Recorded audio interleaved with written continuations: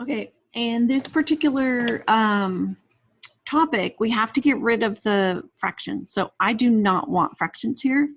So I look at the least common denominator between 2 and 4, and that's 4. So I'm going to multiply everything here by 4 to get 2x plus y equals negative 16. And then on this one with 3 and 2, I'm going to multiply everything by 6 to get negative 4x plus 3y equals 42. And then I'm going to use elimination. So I have to double all of the first equation so that I get 4x plus 2y equals a negative 32. When I add these together, the x's are going to cancel. I get 5y equals 10. So y equals 2. So if y equals 2, I'm going to plug it into the original first equation. So I have negative 2/3 x plus a half times 2 is 1 equals 7. Subtract 1 is 6. So negative 2/3 x equals 6. I'm going to times that by a negative 3/2 to get x equals a negative 9. So when I type those in, as you can see, I got it wrong a few times. So let's see how this one goes. 2, check it, and that should be correct. Okay, so let's go to the next one. Again, we want to get rid of the fractions. So with 5 and 4, I believe they both go into 20. So 20 divided by 5 is 4. So we have 4x minus 20 divided by 4 is 5. Y, and 20 times negative 2 is negative 40. In the denominator, I'm going to times everything by 4 because that's the least common denominator with 2 and 4. So that's going to be 4 divided by 4 is 1 times negative 3x. 4 divided by 2 is 2 plus 2y equals a negative 12. So you do have to remember to times everything, even the whole numbers. So, wow, to eliminate these, I'm going to times the first one by 3 and the second one by 4.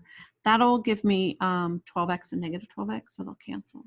So everything by 3, so I have 12x minus 15y equals negative 120. And here everything by 4, negative 12x plus 8y equals negative 48.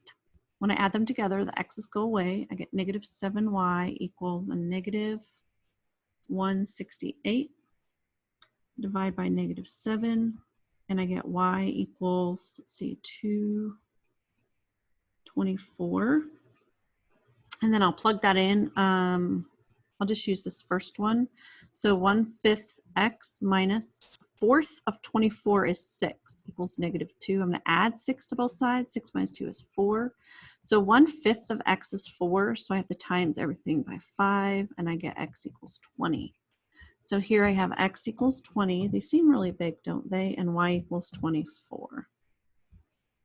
Okay, one last one. If I can get it right, it will be the last one. Okay, 5 and 2 both go into 10.